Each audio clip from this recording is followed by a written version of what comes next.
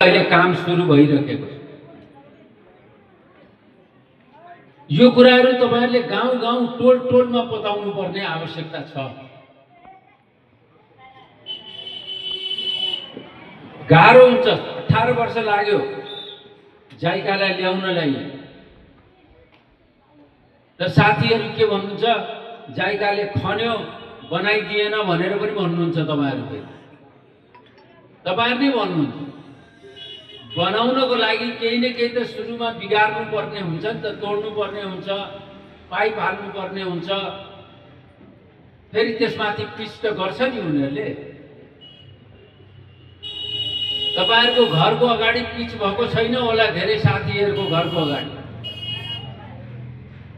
तर हामी तपाईहरुलाई विश्वास दिलाउन चाहन्छौं, भन्न चाहन्छौं, आगामी 5 वर्ष हामीहरूले सरकार चलायौं भने त्यो सरकार भनेको स्थानीय सरकार पनि हुनुपर्छ।